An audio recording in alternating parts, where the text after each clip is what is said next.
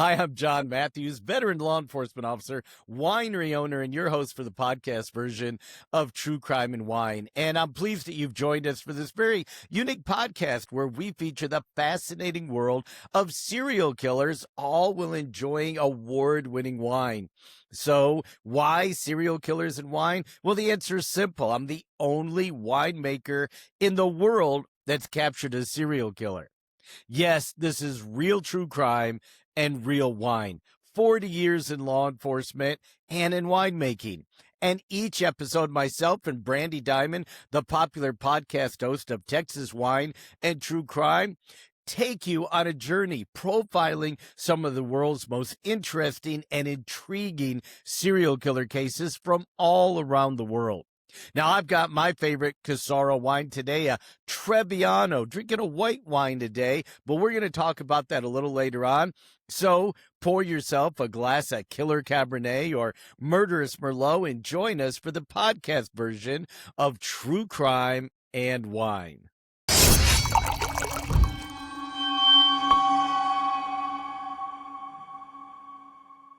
On this episode, we're going to take you on a journey profiling the life and crimes of Tony Costa. Now, Tony Costa was a serial killer who had a huge counterculture following in the 1960s, and he was found guilty of 2 murders, but prosecutors say, and law enforcement believes, likely responsible for many, many others. Now, I want to welcome in my co-host, Brandy Diamond. Hi, Brandy. Hi, John. Great to be here. Yeah, and Brandy, this is a really strange case because in a unpublished manuscript that the killer wrote afterwards, he said, "Oh, and by the way, it wasn't me, it was my alter ego that was responsible for murders and dismemberment of these women." Now, how do you catch an alter ego? On the right day.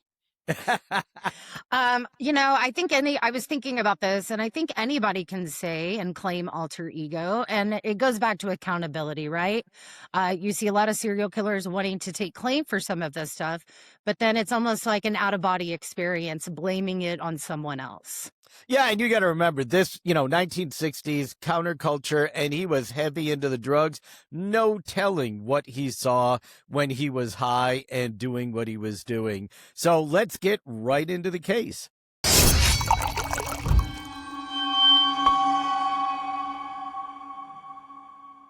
All right, John. So today we are talking about Anton Charles Tony Costa, formerly goes by Tony Costa, born August 2nd, 1944 in Cambridge, Massachusetts, died May 12th of 1974 in Walpole, Massachusetts.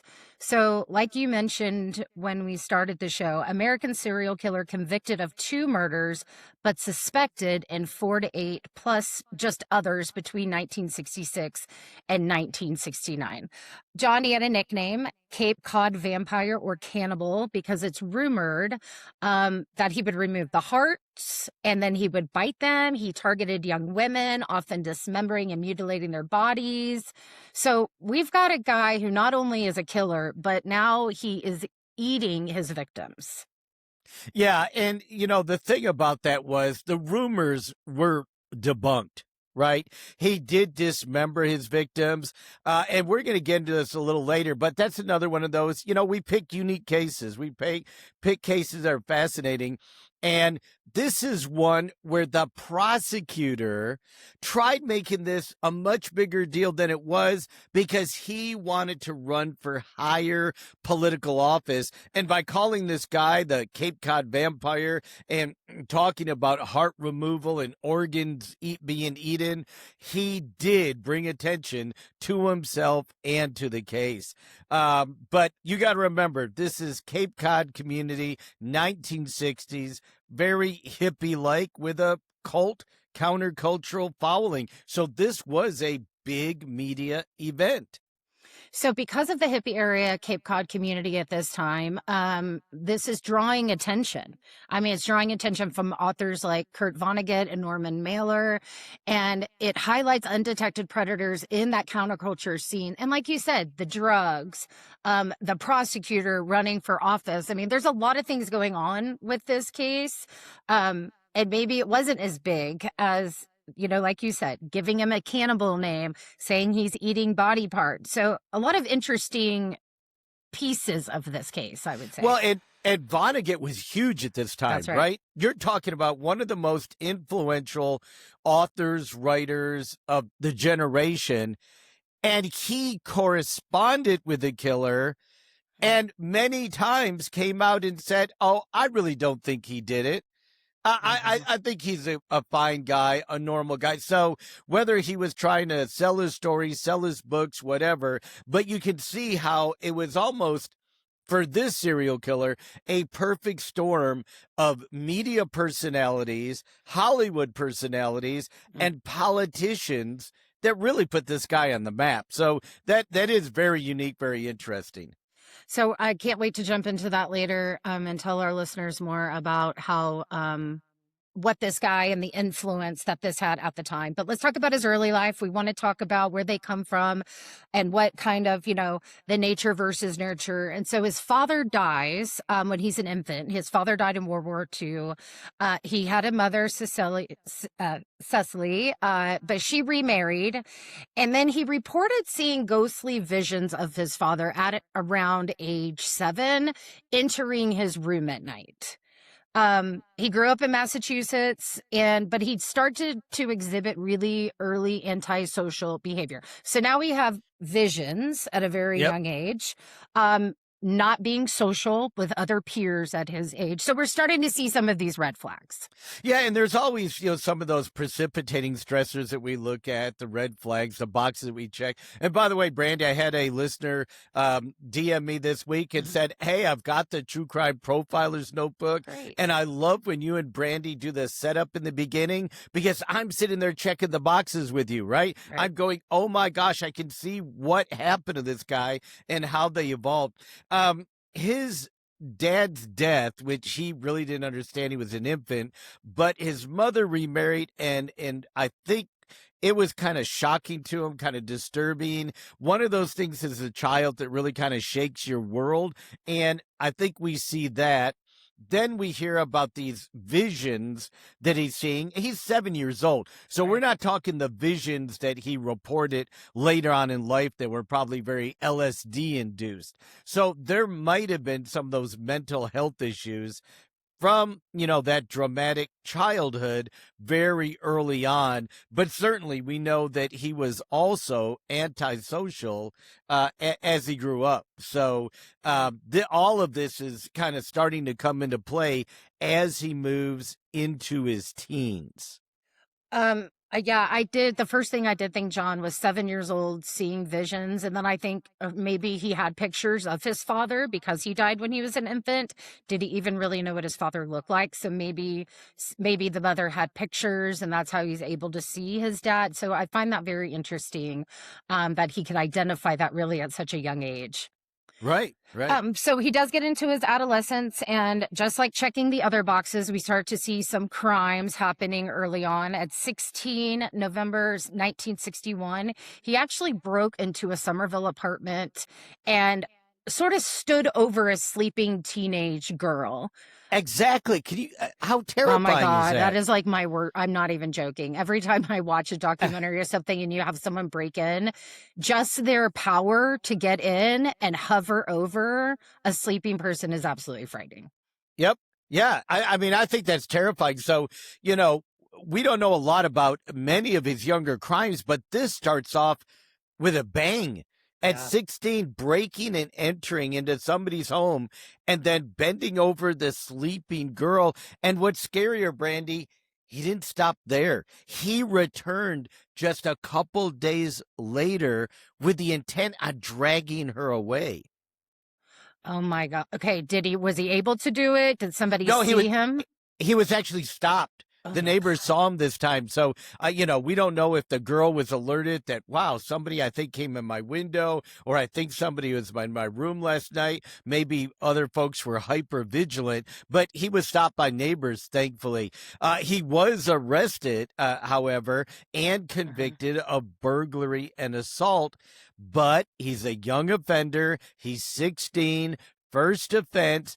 And that's all he gets is a 1-year suspended sentence. and 3 years Wow. probation. So I don't know. I know you got to give these kids a break, and I'm Yeah. all for you mess up one time. But to me, this kind of case, a break in, a burglary, a sexual case standing over the girl, Hmm. is almost like it's not like I got drunk and I was stupid. I Yeah. drove my car into a tree. I stole something from the 7-Eleven. You know what I mean? This is Yep. a different kind of crime. And he gets a 1 year suspended sentence. I mean, a Mm. slap on the hand. Well, and he, not only that, he did it once, but then returns Yep. days later to then take another action to get her out of the apartment. And I agree with you. I mean, we say this, I think, on every episode, when it happens at this age, and like you said, first offense, but 1 year suspended sentence. I mean, dragging her out of the apartment, it does seem a little light to me. Yeah. Yeah, totally. And again, how many times have we seen this? These guys get out, they get a slap on the hand, Yep. it emboldens them, and this is what we end up with years later, right? Well, just a couple years later, I think he's trying to maybe fit into society a bit. He actually gets married in April of 1963. He's 18 years old at the time. They have 3 children, so he becomes a father very, very young. But the marriage started to deteriorate because he started using drugs, methamphetamines, barbiturates, LSD. Again, we're in that counterculture area, Yep. but it starts to lead to some bizarre behavior. Yeah, and it does. And his relationship with his mother becomes worse. When she remarried, it seems like he didn't like it, went downhill, loved his mother, but hated his mother for it. That kind of torn, mom, do you want me? Do you want a husband? Do you care about me anymore? So now he's in a bad marriage. He's into heavy drug use, bizarre behavior. He's got this horrible relationship with his mother. And he just says, forget it. 1968, I'm going to California, right? How many Right. people did that? I'm off. I'm going to So Berkeley. many. I'm going to San Francisco. And Yep. and he goes to Haight-Ashbury. I mean, he goes to the epicenter of it in 1966. And then returns back to Massachusetts in 68. So he might have found drugs, Hmm. might have found some other stuff, but not what he was thinking about. And apparently he had stolen and hidden thousands of dollars of medical equipment. So it could have been financial that he went back to Massachusetts too. So I do think what you mentioned about the love-hate relationship with the mother and being exasperated by the father's death and the remarriage. I think that's very interesting how he feels that way at this age, knowing that the father has been dead since he was an infant. And then the Right. remarriage. So you would think in those 18, 19, 20 years that he would have been able to heal from that, or he would have been able to but I do find it interesting that he brings this stuff up such later in life, John, which goes back to the fact of we really don't even know how young of an age can be affected by significant trauma events just like this. Or mental health issues, Yes. right? Or He just could have been something not addressed. Yes. Right. He could have been experiencing these mental health issues since 7, 8. I know. Certainly could have been exhibiting them at 16, breaking into the apartment. A lot of times, the marriage wasn't good. That can lead to drugs or drinking. But when you talk about the amount of drugs he got into, was that self-medication? We've Most of seen the that time. over and over, right? Yep. We've Yep. seen they know something's wrong. I'm not sure what it is, and they try to self-medicate. So you have a whole lot of things going on here and some early red flags. We know he was antisocial.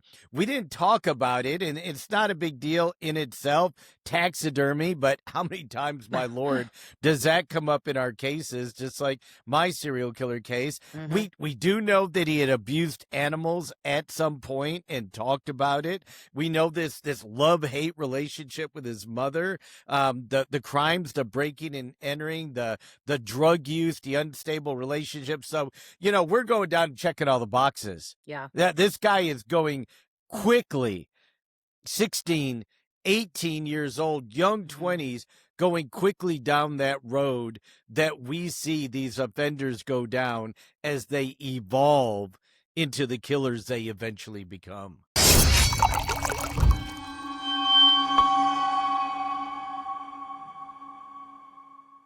Well, we've got those early red flags, like you mentioned, and like everyone listening, get the profiling book so you can follow along with this. But John, profiling is your background.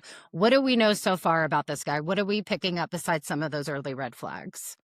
Well, I mean, we've checked most of the boxes. We know the substance abuse is there. We don't see abuse by the family member, but you have this love-hate relationship that he talks about, with his mom and with the remarriage and all that. I would certainly be checking the box on mental health issues, diagnosed or undiagnosed. I would also check the box on self-treatment, self-medication.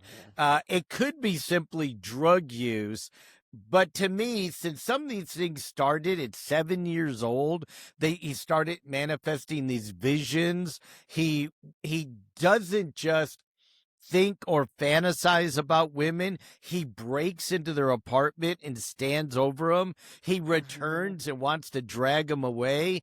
Even his early marriage at 18, it's like he's grasping for straws, right? Yep. And having kids way too early, 18 years old, and you're having 3 kids right away. And the animal abuse, certainly that we talked about. So we're checking all these boxes here. We are building this profile of a serial killer in the making with Tony Costa. So we start to see more criminal activity. He actually shoots a female acquaintance with an arrow in the woods in 1967, but called it an accident. He burnt. I don't know. Go ahead. No, this is, there's so many, when we literally have hundreds of cases that we look at. And even with hundreds of cases, it's not like thousands or tens of thousands. But I can recall just on the cases that I've worked or I've been familiar with or I've assisted on, in my little world, at least 3 different cases where serial killers early on shot somebody with an arrow. Okay, so what do you think of that? I don't know. I've never asked him about that, but that certainly has to be on my serial killer questioning list coming up. Is it the hunter? I mean, is that what it is? Like the power of being able to take someone down, the pain? Yeah. Well, yeah, but see, an arrow, that is so strange. One, that a person would have a bow and arrow, right? Most people don't. Right. If you're a hunter, you probably have more of a compound bow, especially today, which is a professional hunting bow, which is really similar to shooting someone, right? They're very sophisticated technology. But we're talking a bow and arrow. And like I said, I'm personally aware of at least 3 different instances where these serial killers shot somebody with an arrow. And to me, that's more about pain. That's more about torture than killing him, right? And we're not talking about shooting him in the heart. Almost every one of these, and shooting an arrow is difficult.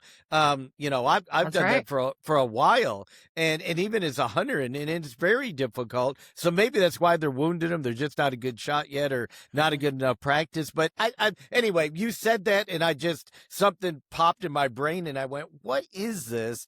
But I may need to ask one of these guys. Why? Why an arrow, and why as a youngster? So sorry to interrupt, but no, because I think there is some significance to that. I think it's almost like usually when you're shooting an animal, the animal doesn't see you. You're able to shoot it and take the animal down. You have an eye on it, but it doesn't really have an eye on you. And so I do think there is something to conquering a power, and like you said, pain. seeing them, I mean, that hurts, I mean, Yeah. you're not going to kill them necessarily, depending on where you hit them. But I mean, this is this is 60s and 70s. And so this is probably not a sophisticated bow and arrow. It is probably just a regular bow and arrow. So a lot of pain infliction, I would say, and being able to know, like, you're able to conquer something that doesn't know you're about to conquer it. Yeah, and Very interesting. These arrows are terribly sharp. I mean, I remember Right. after getting a new bow, I would go to my ranch and hunt, and just kind of misfired one time, and the arrow is a razor, right? So it slipped my pants, and I've still got a scar on my leg. Oh my It gosh. you can imagine actually getting shot and impaled with one. Mm. But yeah. Anyway, so we see that. I just thought that was, we have these odd things that we're tying all these cases together with, and that's just another one to kind of put on our radar map when we see it. Well, and then in 1968, just a year after the bow and arrow incident, he burglarizes a doctor's office, steals $5,000 in drugs and tools. So now we see going in, stealing things. He's actually arrested in September of 68 for license suspension, and then arrested again in November of that same year for child support failure. So he's starting to get on the court's radar, John. Yep. Yeah. And we see these petty crimes starting to build.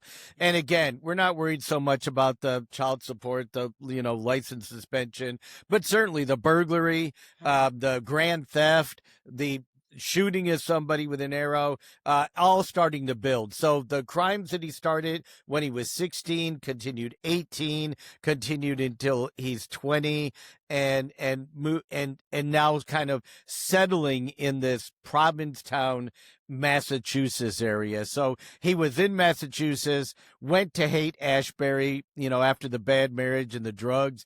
Drugs continued, nefarious activity out there in San Francisco.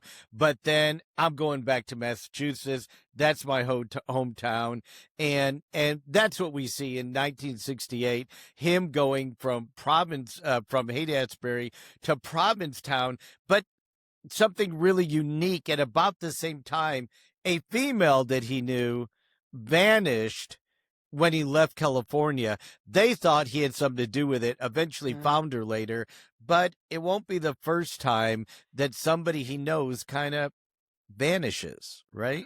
Well, and he actually moved that summer of 68, which is the same time he is burglarized, arrested for the license and the child support. So now he's getting out of town, going back to where I would think is more maybe his comfort zone in the Massachusetts area. He worked as a handyman and carpenter, so just, probably, odd jobs here and there. He grew marijuana, so probably, I don't know if it was just for himself recreationally or his intention was to sell it. Any thoughts on that? Yeah, no, it wasn't. Yeah, no, we know that. So it was a rather large area where he grew marijuana, Brandy, and that's going to come back into play because police have him on their radar, right? Right. And that's going to come back into to haunt him later on. But it is, not open knowledge, but an open secret about his growing the marijuana in the woods. Yeah. Interesting. Well, in September of 68, gosh, a lot's happening in 68 with this guy. He's that's that whole move back from California back to Massachusetts. He gets back there. Well, now authorities can arrest him because he's been gone 2 years. His license is suspended. He hadn't paid child support, so he's arrested for that. He starts committing burglary. So, yeah, this is all kind of manifesting itself when he returns to Massachusetts.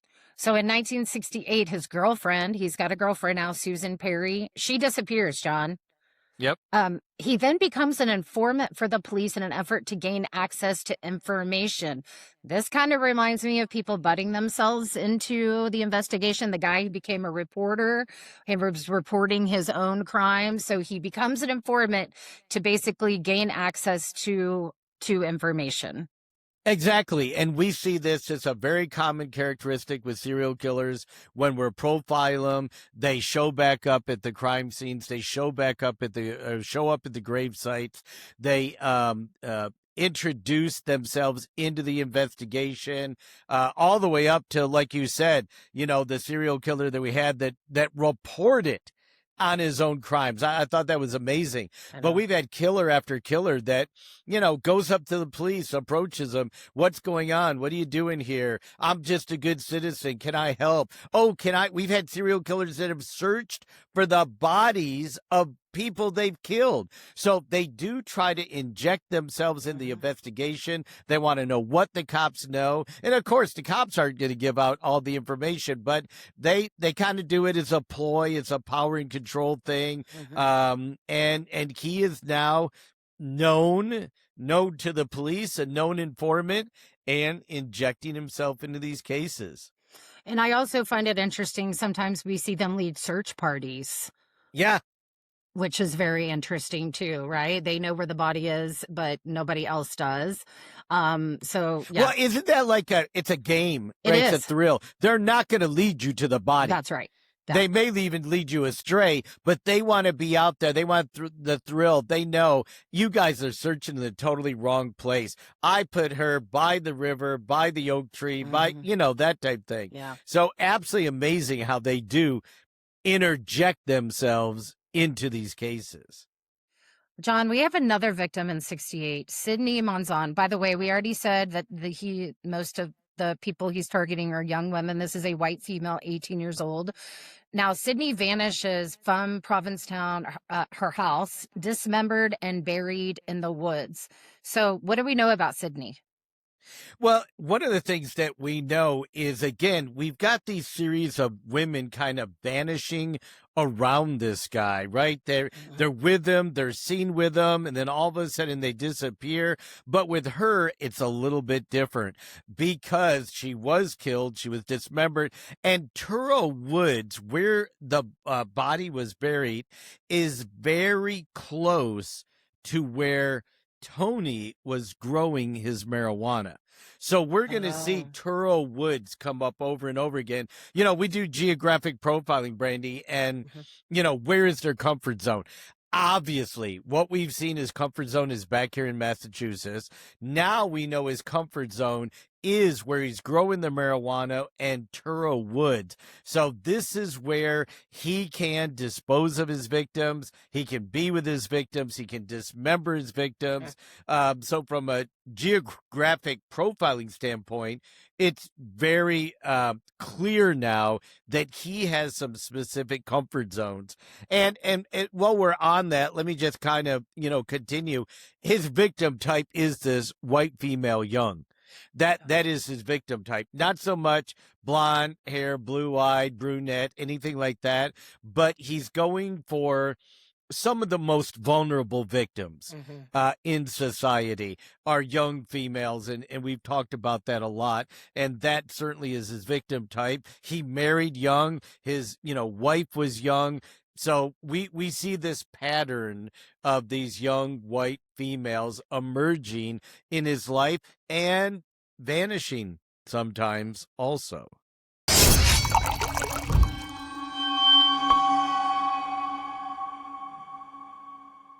On each episode of True Crime and Wine, we feature one of our Casaro winery brands. And it's fitting to share with you what I'm enjoying today, a glass of our Bianco. It's a dry white wine made from 100% Trebbiano Texas-grown grapes right here on the high plains of Texas. This Casaro white wine has got a floral expression. It's light and invigorating taste. And of course, there's absolutely no better wine to enjoy while you're listening to your favorite podcast than our Trebbiano.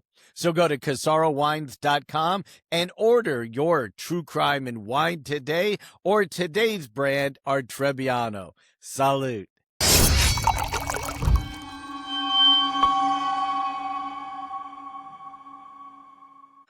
Okay, John, so we have talked about victimology profiling a bit, geographic profiling, some of where his comfort zones seem to be.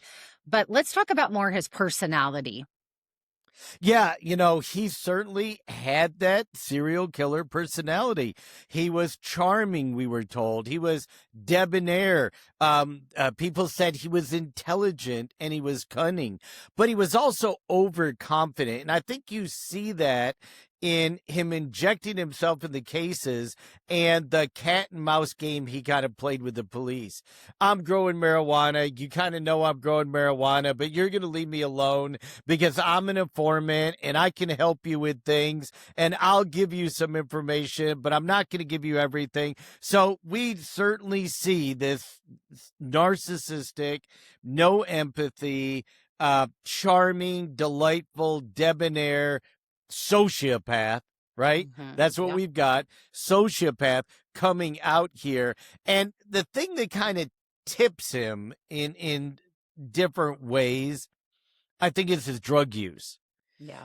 Because a lot of serial killers are not heavy drug users. They're very clear-headed. They know what they're doing. They know how they're doing it. They may be self-medicating to some degree, but we see with Costa some pretty heavy drug use. You know, we saw it before he went to California, certainly saw it in Haight-Ashbury, and now that he's back in Massachusetts, it's not just a weed that he's growing and using, it's LSD, it's barbiturates, and we know that he's sharing them with his victims, and what happens when you share Dilaudid and barbiturates? You're drugging those victims, right? You're making them helpless so you can do what you want. So I think it's very interesting here when we talk about the duality of personalities, but I see this all the time with these sociopaths. One side of it is this charming, debonair, narcissistic killer. The other side is a pure predator. The guy that shoots you with arrows, the guy that breaks into your house, the guy that kills you and dismembers you and buries you by his marijuana field. So you've got the two sides, and that's where these psychotic sociopath labels come in, because you may see one side of it and don't know anything about the other, but this guy was definitely debonair and a predator at the same time. And then he blames it on his alter ego, which we'll talk about here shortly. But what's his MO, John? Let's profile the MO here. Well, we know he's giving him drugs, right? Because he's sharing the barbiturates with them. He's luring them out to the woods or isolated spots out there by Truro, right, where he's growing the marijuana, shooting him in the head or neck with a pistol at .22 caliber, and then he dismembers them. So we've got post-mortem mutilation here. Now, we're going to talk about this in a minute. The prosecutor goes way overboard on this because he was trying to sensationalize this for his own personal political benefits. But we do know that Costa dismembers them, he stabs them, he peels their skin away in certain instances, and we see bite and teeth marks on the body. So there is a lot of dismemberment that is going on afterwards. And that's why it gets me back to that whole arrow thing. I know I'm hung up on it. I keep hitting my mic. I'm so excited. The pain, the torture, he's getting a joy out of something other than killing him. But now it seems to have kind of moved to, well, they're dead. Let me see what I can do with them now. And I'm going to mutilate them. Then, Brandy, we also see necrophilia. So not only is he dismembering these bodies, peeling their skin away, biting them, he's having sex with them. Oh, and my first thought is, John, if you're burying something in the woods, why do you need to dismember it? Like, I go back to, like, is that just that has to be some sort of satisfaction in himself to be able to inflict the pain even after death. Because if the point is just to you can bury a person whole. You don't need to cut them up in pieces just to go bury them. So to me, that is just such a fascination for him to inflict pain. And like you said, the necrophilia even after death. Well, and not dissimilar than the toy box killer we did, right? Where he disemboweled some of his victims, put their guts into a gunny sack, and then filled them with rocks and threw them to the bottom of the lake. So we see this behavior, and he is dismembering his victims, then having sex with them, Mm. and then bury them in a shallow grave, which he's not really concerned about them being found. They could be dug up by animals. They could be found by law enforcement. Mhm. His primary focus, I think you can say at this point, is post-mortem. Yeah. It's post-mortem because let's kind of walk through this case. He's got his victim. He drugs her up. She's kind of listless, kind of lifeless. Maybe they have sex, maybe they don't have sex, but there's not a whole lot there, right? They're Right. really in a drug state.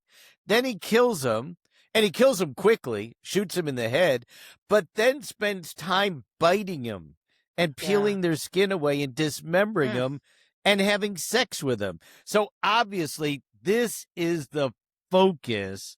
They all have it, right? They Yep. all have it at some point. What gets them off? What gives them the high? And this is what's given him his high. Mm. Okay, well, we talked about the suspected victim, Sydney, in June of 68, but let's talk about the first known victim and murder of Susan Perry, white female, September 10th, again in 68. This was actually a live-in girlfriend. Yeah, that's his girlfriend we talked about. Remember we said she'd vanished? Well, this is really where it comes up, September of 68. So he probably has at least one murder under his belt by then. Right, At least, yes. Because we know that they're going to find that body in Truro. Now we're really thinking this is his first kind of confirmed one where all the pieces kind of come together. September 10th of 68. It is his living girlfriend. He cuts her into 8 pieces. He buries her in Truro again, right? Or buries her in Truro, the same area close to where he's, growing the marijuana. And when people ask, hey, what happened to your girlfriend? Oh, she took off and went to Mexico. Yep. Yeah. So I haven't seen her. She's gone. Maybe she'll come back, but she's in Mexico. She's not in Mexico. You cut her up and buried her near your marijuana fields so you could visit her again. Oh, second victim, John Christine Gallant, white female, November 23rd. This is a very active year for him. Again, 1968, drowned in a bathtub after a barbiturate overdose. And we know that she had shared drugs with Costa. Right. And so this, came out later. She was an acquaintance of Costa. She was a drug user of Costa. Not his typical MO. Drowning the victim in a bathtub. It could have been one of those deals, a little bit too much drugs, right? Barbiturate overdose, and drowns on her own, but certainly another victim that we're adding to the pile here. Remember, he was only eventually convicted of 2 murders. Police had pretty good evidence on 4 and some fairly substantial knowledge of 8. So this guy certainly is building a track record here. Victimology, pretty standard, right? Pretty standard, straight down, young white females. That's his thing. We don't know anything specific: hair, eye color, height, weight. As far as that's what turned him on, but certainly just the young girls that he wanted to be with, that he wanted to do drugs with, have sex with, and eventually cut up, dismember, and have sex with after they're dead. So we're talking about people that he befriended, that he provided drugs to. So we're not talking about picking up a prostitute on the street, taking her out and killing her. So a little bit different MO. These were probably just young girls, naive girls. Hey, would you like to go do some drugs? Would you like to go back to my apartment? That type thing. And not just people from the street, prostitutes, homeless people, hitchhikers, that type thing. His crime scenes, the bathtub, I really think that was probably an overdose. Is probably something that went terribly wrong. But we're going to see that there is some significant physical evidence. There is a geographic comfort zone. There is a victimology. There is a fairly organized crime scene. He takes his weapon to the crime scene. He brings the weapon back home. He does bury the bodies in a shallow grave. He is trying to get away with it. He is interjecting himself in the investigation. So we're seeing some of these very, very organized behaviors. And, the dismemberment and necrophilia all kind of play into that, don't they? Well, and it's consistency with all the victims, right? I think that's where the organization comes in. Is he, like you said, he's bringing the weapon, he's taking the weapon back with him. He is just luring them with drugs, most of the time. But it is that post-mortem that I think excites him. Yeah. And I think that is the end game for him.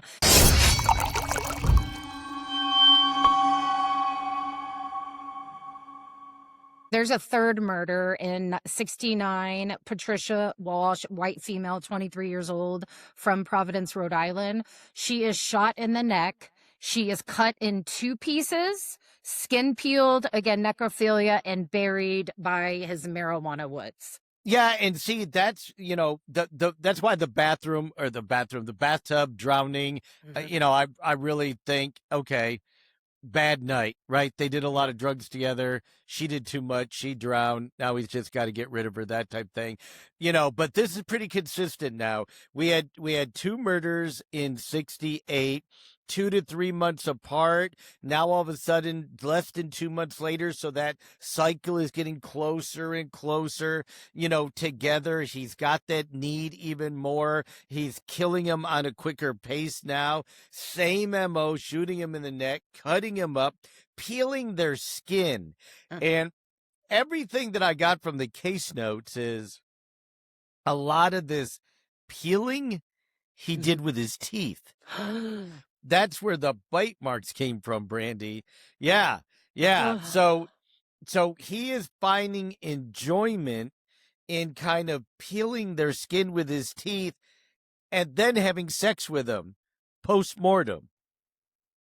I don't know, John, psychological stuff there. I mean, that's like, it's like eating an apple.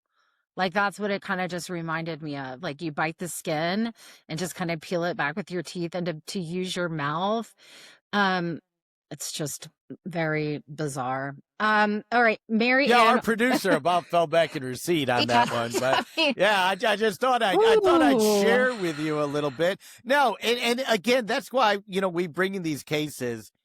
We're trying to figure out, right? And that's why we have these true crime lovers around the country, around the world, and they're listening to the podcast and they're sitting there and they're like, I just can't believe one person would do this to another person, right? Because we are good, normal, sane, or at least you are, Brandy, people, and we don't think like that.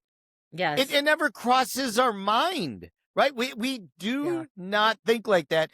And how would this guy possibly get enjoyment by dismembering his victims, peeling back their skin with his teeth, biting them, and having sex with them after that? Absolutely amazing. Well, and I remember, John, when we met, I think it's been 6-7 years since we met, and I interviewed you. And I remember you telling me, like, I would ask you so many questions, and you're like, don't try to figure them out, Brandy. You don't want to go there. Into their brain. No. Yes, don't do that. And so, but it is just mind boggling. I mean, okay. And then it reminds me of an Ed Gein thing here, right? So did he do anything with this skin, John? Did he just do it for enjoyment? Yeah, I don't think, Ed Gein was a totally different level. Right. He made things, right? Yeah, he made lampshades and chairs. He made bed covers out of skin. I mean, some of the things were just totally off the wall. And again, God, those pictures of his house they always pop back in my head constantly because, again, the guy was harvesting organs and skin and body parts. And no, this guy was doing it for sexual pleasure. He was doing it as a sexual predator and committing these acts. absolutely mind-boggling when you think of this. But no, Brandy, you don't ever want to get into their headspace. I try not to, John. All right. Well, we've got. But I did like that. I got to tell you, I did like that analogy of peeling the skin off the apple. I mean, that's That kind of was what it good. reminds me of, right? You can control it a little bit. Some people like to really bite into the apple, and some people just like to peel with their teeth along the way. Okay, that's about as much of the mind as I'm getting today. Yeah, I can see some of our listeners right now that may be enjoying a glass of wine, some grapes, and an apple, and they go, "Oh, well, I think we'll put that down." And touching their arm and their skin. It's still there. I promise. I promise. All right. So we've got Mary Ann Wasaki, white female, 23 years old, January 24th, 1969, murdered with Walsh, shot in the head twice, cut into 5 pieces. There are stab wounds and again buried near his weed farm, John. So what do we know about Mary Ann? Yeah, so this was a double murder, right? Because Walsh and Wasaki, both white female 23, were together. So he lured them into the woods together and murdered them. So this is the first time we see kind of a double murder occurring. You know, we had the homicides occur in 68, and now we're in January 69. Remember I told you that killing timetable was getting closer. Well, it's doubled up. Yeah. It's doubled up on this. He's double dating, double murdering, and stabbing, peeling the skin, having sex with them, and burying them in Turo. So he's escalating so quickly, almost. I would say you're de-escalating at this point, right? You're de-escalating at this point, and not escalating. So, you know, just to recap, because that was a lot of victims in a short time span there. Yeah. And if you go all the way back to 66 with the suspected ones, you know, you probably have 4 confirmed. We certainly know the July, November, January. We are pretty sure about the 4 suspected and the disappearances. We know he's motivated by this sexual sadism. This is not normal murder. This is not normal sex. You know, this is peeling away skin. This is dismemberment. This is necrophilia. And we know that he's not going after your typical easy, low-hanging fruit prostitute hitchhiker. He's actually targeting women in the hippie scene at bars and places he meets. He's offering them drugs. We know he's got money from the property that he stole, the equipment he stole. We know he's growing marijuana. We know he's selling the drugs. We know he's providing drugs to these young women, especially barbiturates, LSD, sometimes Dilaudid. So this whole hippie scene, right? And you can see why Vonnegut and Mailer picked up on this. So he goes to Haight-Ashbury, which is the epicenter of hippies in America. Then he comes back and he's in the hippie scene in Massachusetts, and his victims are these young countercultural girls.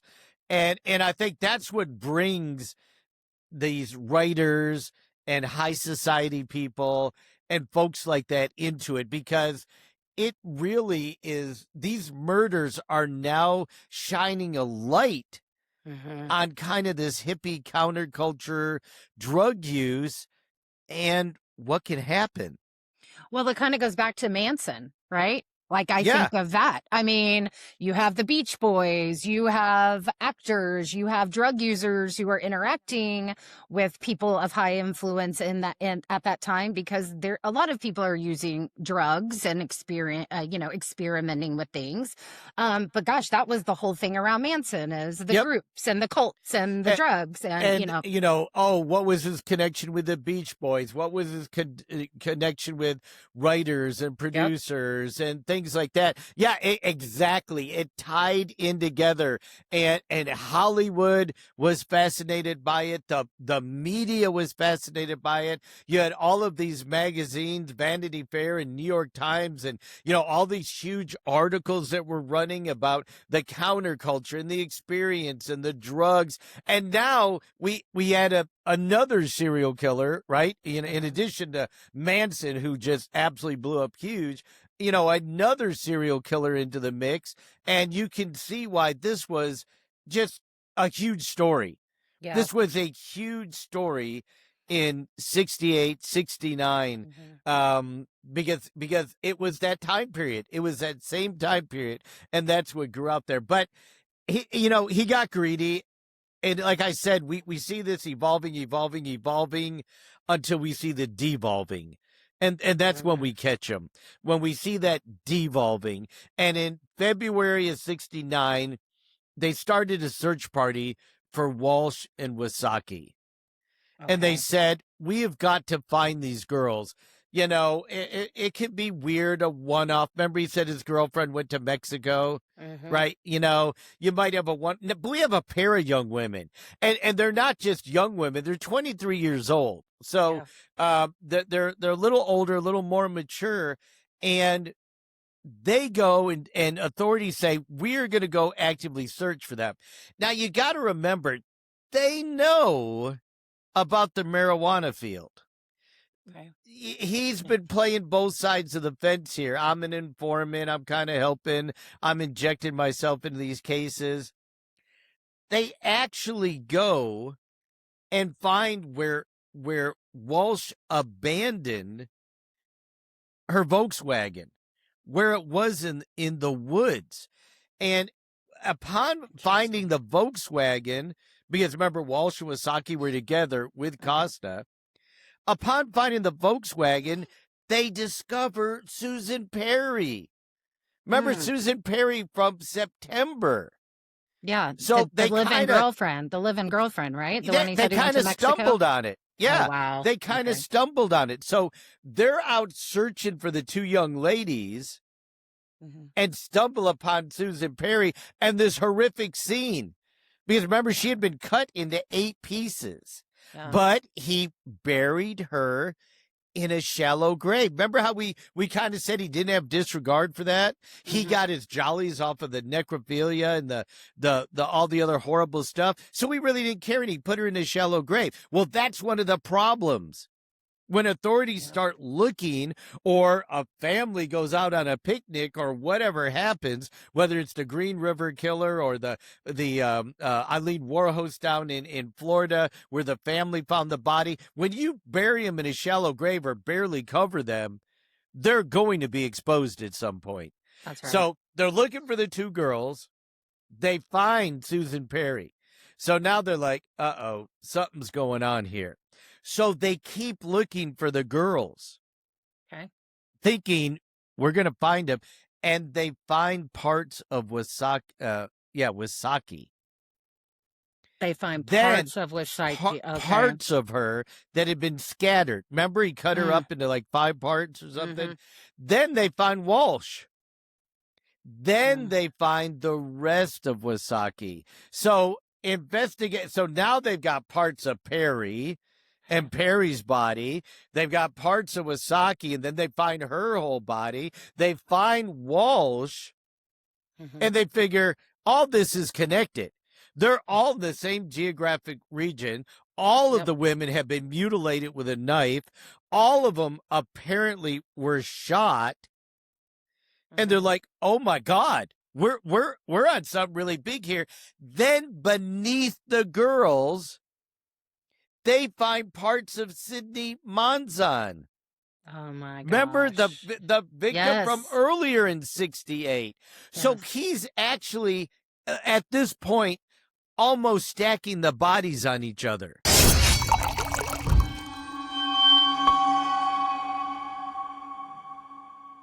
Today's show is sponsored by Casara Winery, a boutique winery that specializes in dry red and white wines, and the only place you can find our award-winning true crime and wine brands made especially for our true crime lovers. So visit CasaroWines.com to purchase your own bottle or bottles of our true crime and wine brands, and then sit back and enjoy the wine as you listen to our podcast or watch your favorite television show. That's CasaroWines.com, and while you're there, join our True Crime and Wine Club. It's just for you. Salute.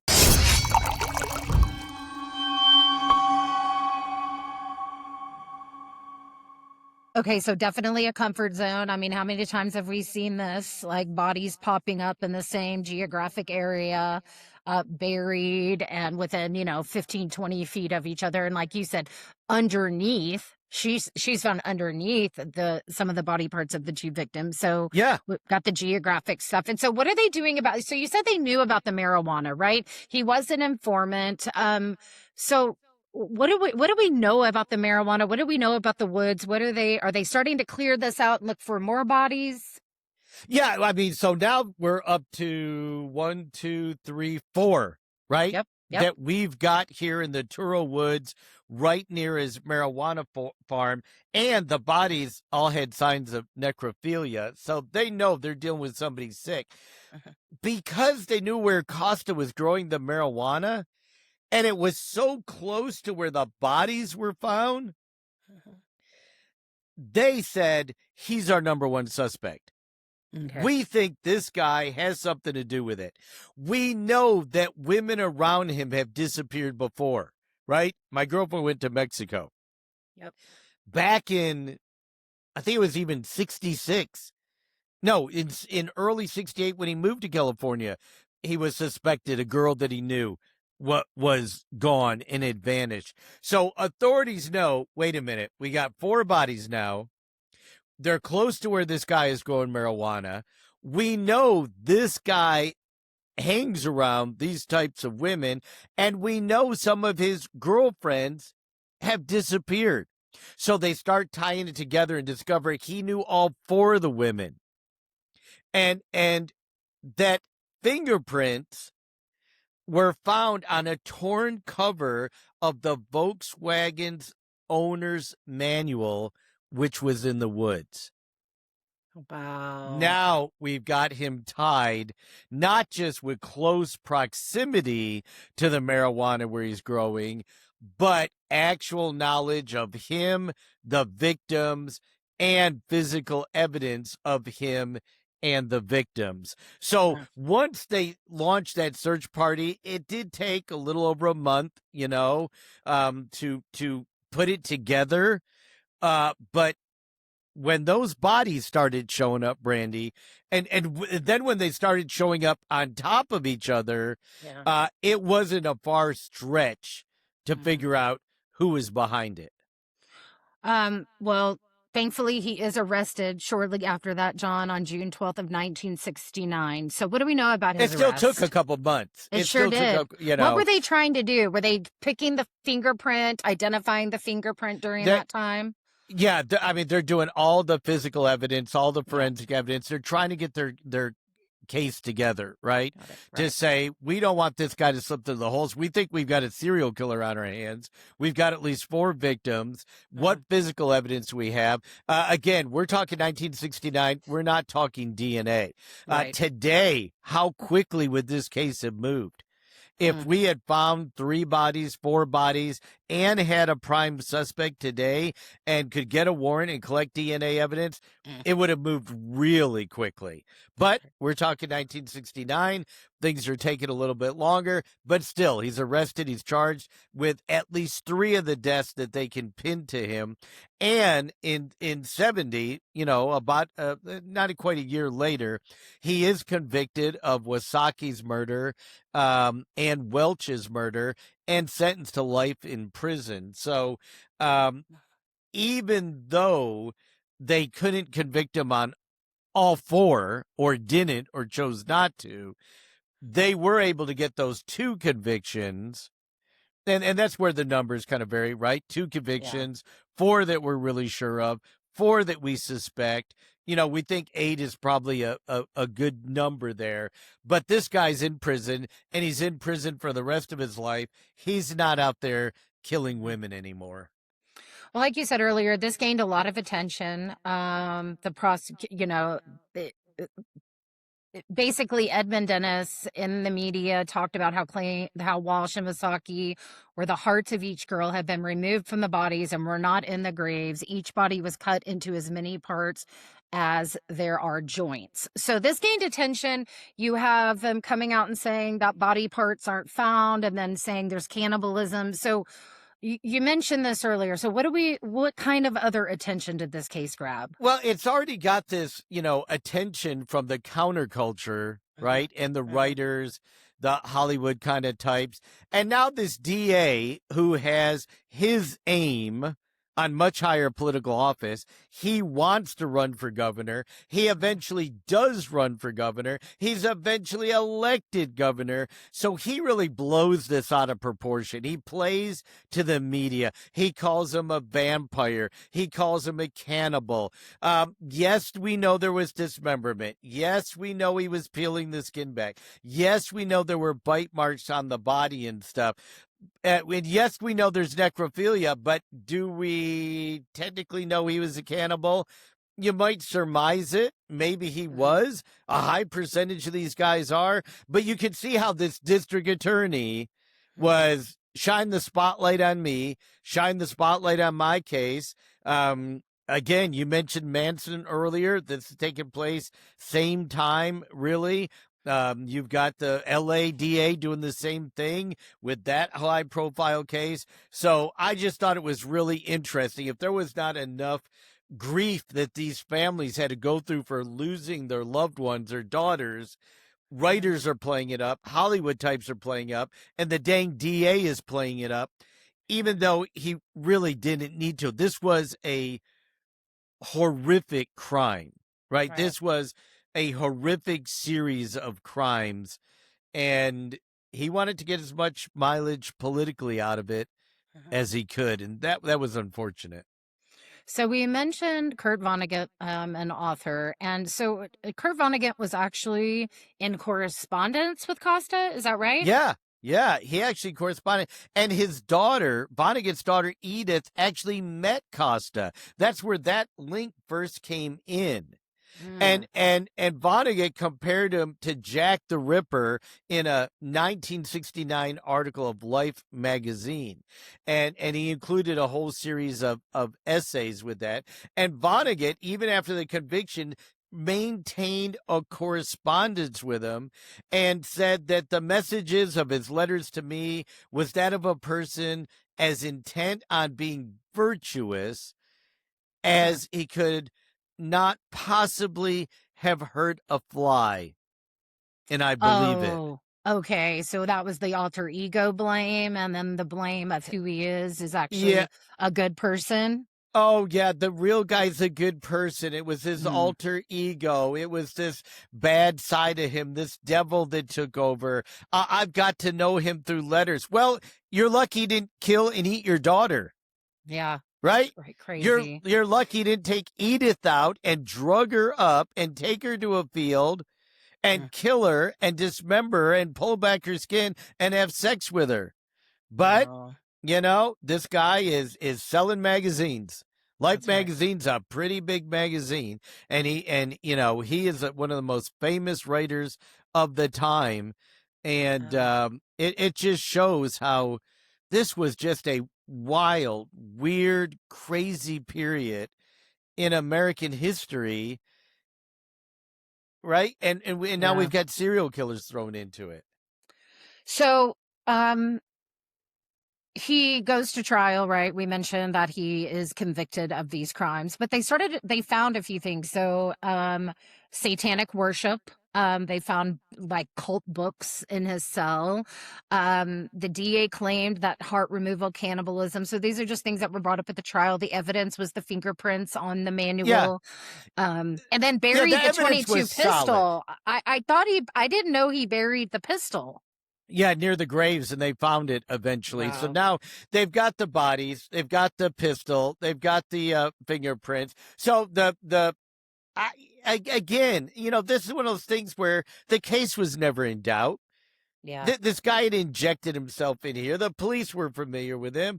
The evidence was overwhelming, but it's just simply this story that evolved with the Hollywood types and the writers and the occult and the cannibalism and the story grew much bigger than it was, and then Costa added fuel to the flames, quite frankly. Okay. After he was in jail, he wrote a unpublished novel called Resurrection. Okay. And in Resurrection, he said that his friend, Brandy, Carl, his friend Carl, was consuming LSD and Dilaudid with him and the two women. And the two women he's talking about is Walsh and Wasaki.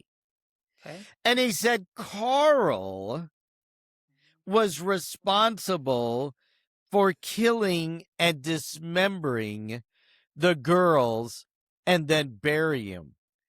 So he's adding this fuel to the fire about this alter ego or this other person, or it wasn't him. So was it the totality of the drugs? Was it the sociopathic behavior of this serial killer? Was he trying to get more attention and more fame, because he already had this bandwagon countercultural following here? I don't think there was ever any Carl, any alter ego. It could have been a drug-induced state, or it could have been him simply saying, well, you know what? You can't blame it all on me. Carl did it too. Well, I find it interesting, John. He wrote this while he was in prison. So the drug use, right? So then the psychological mental illness might still be there, but the drug use is no longer there. So whatever the psychological effects of that previous drug use were, we don't know. But to me, it's like disassociating himself from what happened, right? Blaming it on someone else, not taking accountability, almost like he can live in this, like his own alter ego almost, and looking outside and saying, oh, well, Carl's responsible for this. Yeah. And he even talked about the other two deaths that he wasn't convicted of, Perry and Monson, and said, oh, they were simply overdoses. Yeah. We were out doing drugs together. That doesn't explain shooting him, cutting him up, killing him, and burying him, stacking them in shallow graves. Yeah. And he just said, Carl did it. Well, Costa dies in prison. He hangs himself in his cell on May 12th, 1974. Later questioned as a possible murder by counterculture enthusiasts. So what did they say? That maybe he did not commit suicide, that he was then killed by somebody working in the prison? What does that mean? Yeah. So I think what you're seeing here is he apparently died by suicide, like you said, in 74, but the stories came out. You got to remember how high profile this was. Oh, he didn't kill himself. That he was killed to cover up what was going on in the hippie counterculture in Massachusetts. He was killed to cover up the drugs. He was killed to cover up the sex. He was killed to cover up the stories. And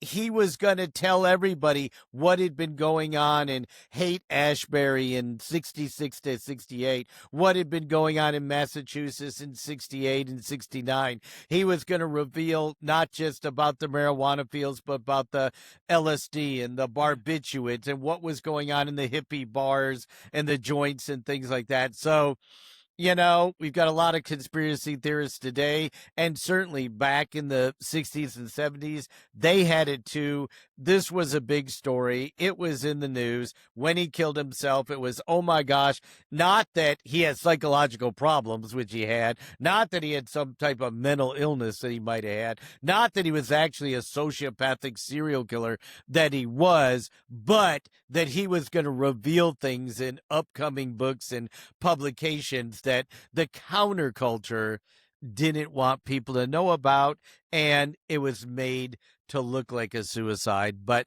however it went down, Brandy, we have closed a book on Tony Costa, the Cape Cod vampire, the cannibal that really wasn't. He was a serial killer who got off on killing and dismembering women and then having sex with them. But now he's dead.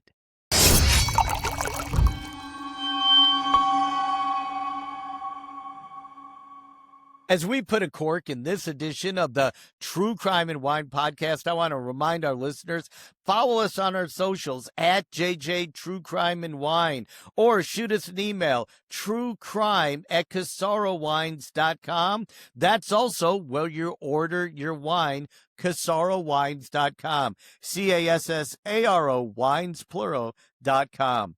And you can order wine. Follow along with us as we profile killers in each and every show. So I want to thank today Brandy for helping me, of course. Great co-host. I love you so much. I love doing these shows together, kind of the highlight of my week. So thank you for joining me on this journey. And our producer, Lauren Bedso, back in the Corsicana Command Center. She makes this show possible. She keeps us on track. And I invite all of you to join us for our next episode. Yes, the first of season 4. Our next episode in season 4 is a serial killer who was always looking for love and giggled like a schoolgirl, even as she confessed to poisoning and killing 4 husbands for their money. I'm John Matthews. Thanks for joining us today for True Crime and Wine. Salute.